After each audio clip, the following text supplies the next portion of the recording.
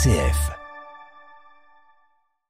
L'entretien avec un évêque de la région Hauts-de-France nous emmène aujourd'hui en Picardie. Monseigneur Gérard Lestang, bonjour. Bonjour, bienvenue sous le soleil de Picardie. Évêque d'Amiens, merci de nous accueillir dans votre bureau ensoleillé. Effectivement, vous rentrez du Sénégal. Qu'est-ce que vous y avez fait? Avec quoi vous revenez?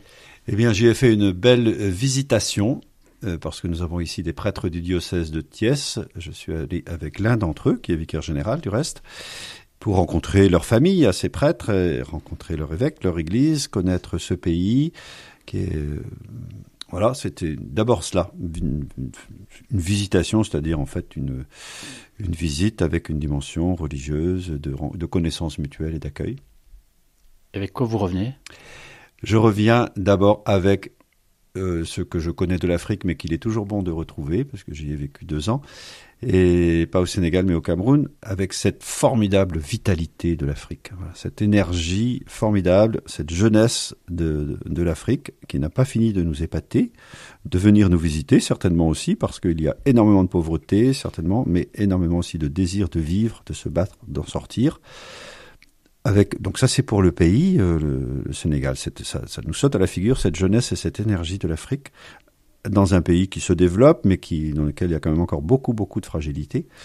Et puis cette force aussi de l'Église, qui n'est pas majoritaire, qui est 5% dans un pays à 95% musulmans, mais qui a eu aussi une énergie, une envie une puissance d'évangélisation, de développement, qui est très très belle, et qui, en même temps, j'ai aussi senti ce qu'on sent de plus en plus, cette espèce de grand fossé culturel, et en particulier en Église, entre l'Afrique, qui porte en elle l'avenir, avec une certaine fierté, et le regard qui est porté sur l'évolution de l'Occident. Les prêtres africains sont nombreux dans notre région. Ils considèrent clairement leur présence ici comme une mission. Est-ce qu'on est devenu, nous, la terre des missionnaires d'Afrique? C'est possible, mais tout est à faire en tout cas pour que l'amitié grandisse et soit continuée entre l'Afrique et l'Europe, et que qu'il y ait ces ponts de compréhension, de connaissance mutuelle, parce qu'encore une fois, je le dis, l'écart grandit, non seulement de l'Afrique subsaharienne à l'égard de la France, mais aussi des chrétiens africains à l'égard des églises en Europe. Les confirmations se préparent dans tous les diocèses et dans le vôtre également. Vous recevez déjà des lettres de confirmants. C'est un moment fort pour ces post-ados finalement avant de rentrer dans la vie adulte. Qu'est-ce qu'ils vous disent? Ils écrivent à leur évêque. Qu'est-ce qu'ils vous disent? Que dit cette nouvelle génération et qu'est-ce que vous leur dites? Alors merci de poser cette question pour ce qui est des adolescents, parce qu'on parle souvent des confirmants adultes qui vont être nombreux encore cette année, des catéchumènes, mais de fait on ressent chez les adolescents d'une certaine manière la même chose qu'on voit chez les adultes, en tout cas dans la demande qu'ils font à l'évêque écrite et dans les dialogues avec eux. D'une part, beaucoup de blessures, d'inquiétudes, d'épreuves qui les marquent, dans une société où il y a beaucoup d'interrogations sur le sens, et en même temps une expérience très profonde de foi. Et ça me marque de plus en plus dans la lecture de ces textes. Il y a beaucoup d'adolescents qui vivent une expérience intérieure très forte. Ce qui est à consolider, c'est le lien à l'Église, la découverte en particulier du sacrement de l'Eucharistie, même s'ils apprécient souvent de participer à des messes, mais ils ne sont pas rentrés dans le rythme et les rites chrétiens. Et ça, c'est à découvrir pour eux, ce lien à l'Église, ce chemin vers une découverte de leur propre vocation, et cette entrée dans la prière de l'Église. J'essaye de dialoguer avec eux là-dessus. Donc ce qui ressort, c'est pas forcément le zapping et le relativisme? Non, c'est pas ça qu'ils disent. C'est pas ça, c'est enfermer les jeunes dans une image. Non, c'est ce qui est beau, c'est l'itinéraire singulier de chacun. De fait, ça donne un portrait de génération, mais un portrait de génération qui est marqué par l'intériorité. Et quand ils écrivent à 15 ans, il est marqué aussi par un fort idéal. La semaine de prière pour l'unité des chrétiens vient de s'achever. Elle a donné lieu, comme chaque année, à des prières communes, des temps de rencontres, souvent de très très beaux moments. Et puis, c'est reparti pour un an. Comment est-ce qu'on dépasse la bonne conscience annuelle que représente cette semaine qui nous rappelle que le Christ nous a demandé de faire un? Alors d'abord, je crois que cette semaine réveille aussi notre mauvaise conscience. parce que le grand engouement pour la semaine de l'unité des chrétiens n'est plus au rendez-vous tel qu'on l'a vécu en tout cas. Donc pas de nostalgie, mais les relations entre Église et communauté chrétienne aujourd'hui sont d'une autre nature et elles ne se vivent pas forcément dans cette semaine-là. Donc elles sont des relations au long cours, marquées parfois par un témoignage commun. Il y a des ponts entre les protestants en particulier et peu de relations avec les orthodoxes. Donc je crois qu'il faut continuer à y croire et d'abord à se connaître, parce qu'aujourd'hui le monde protestant et le monde orthodoxe sont des galaxies très diversifiées. Il y a beaucoup de séparation, beaucoup de diversité entre eux. Donc il faut continuer d'abord à bien se connaître et puis continuer à prier bon an mal an pour que la communion dépasse les clivages, les séparations. Plus de 5000 agriculteurs. La Somme, c'est un territoire agricole où l'on cultive, entre autres, du blé et de la pomme de terre, mais pas seulement. La profession, vous le savez, traverse une très grave crise. Est-ce que vous entendez ce cri et qu'est-ce que vous entendez à travers ce cri des paysans ?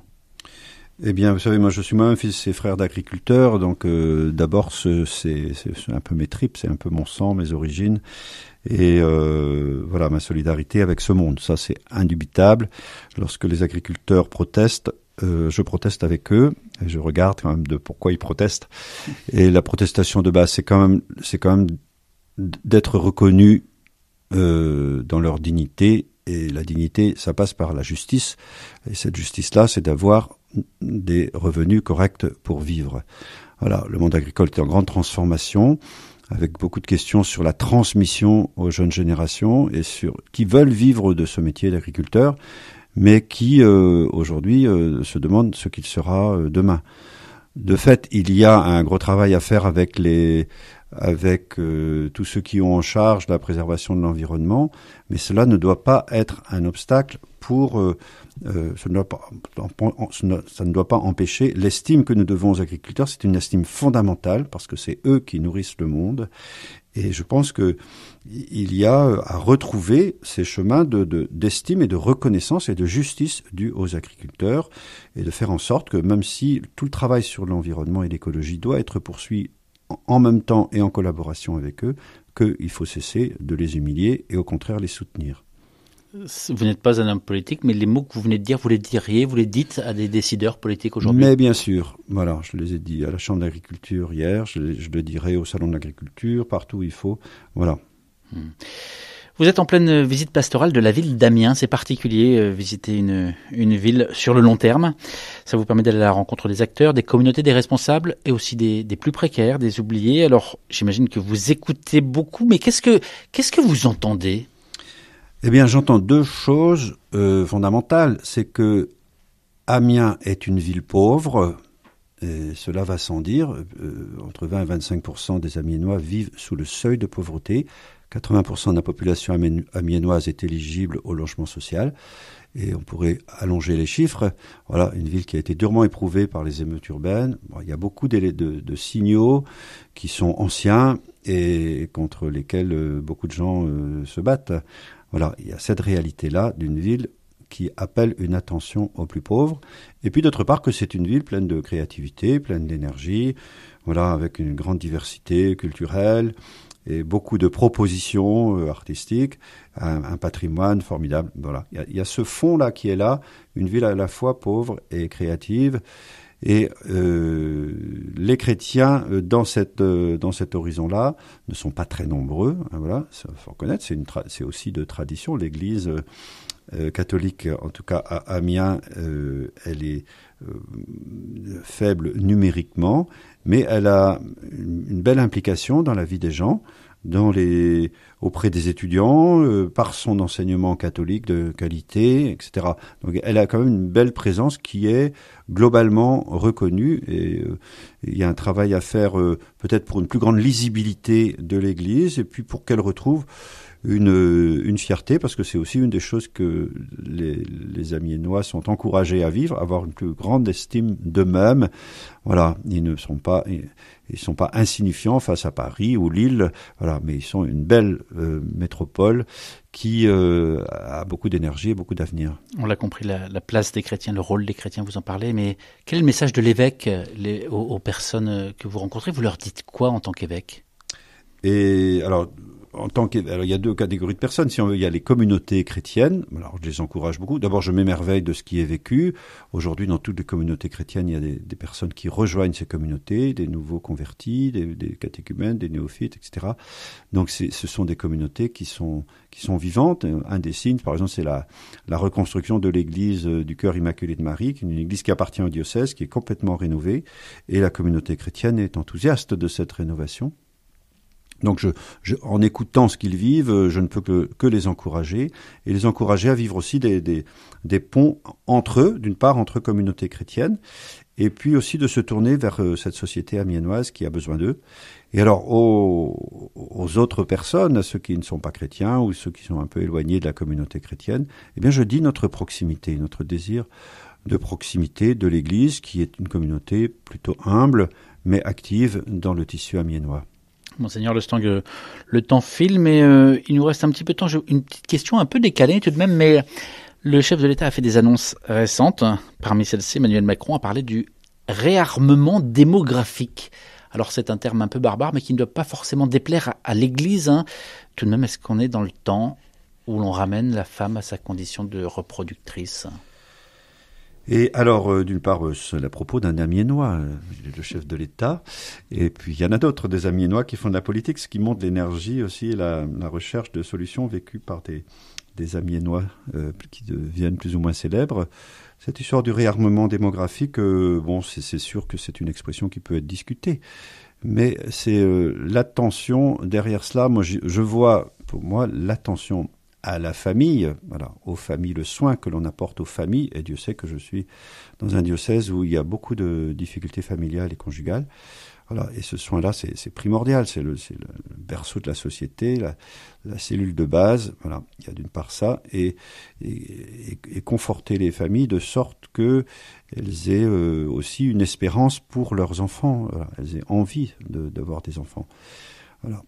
Après, cela passe pour moi aussi, enfin, à travers, bon, il y a différentes solutions pour qu'on ait ce désir d'enfant, comme on le voit en Afrique, ce désir de jeunesse. Voilà. Mais il y a quand même la protection de la vie en sa naissance. On peut à la fois désirer un réarmement démographique et inscrire dans la Constitution le droit à l'avortement. Bon, on donne des signaux contradictoires. Voilà. Il y a des travaux, il y a des choses à faire, en particulier du point de vue de l'adoption, qui est tellement difficile aujourd'hui pour les familles. Voilà. Donc, c'est à la fois encourageant de se dire, c'est un signe un désir d'avenir, de dire, voilà, il faut que nos sociétés continuent d'exister, et pour cela, elles doivent avoir une jeunesse et des enfants, mais il faut regarder aussi par quels moyens on accueille cette jeunesse et quels moyens on lui donne. Et je ne suis pas sûr que toutes les bonnes réponses soient données aujourd'hui. Monseigneur Gérard Lestang, évêque d'Amiens, merci de nous avoir reçus chez vous. Merci à vous.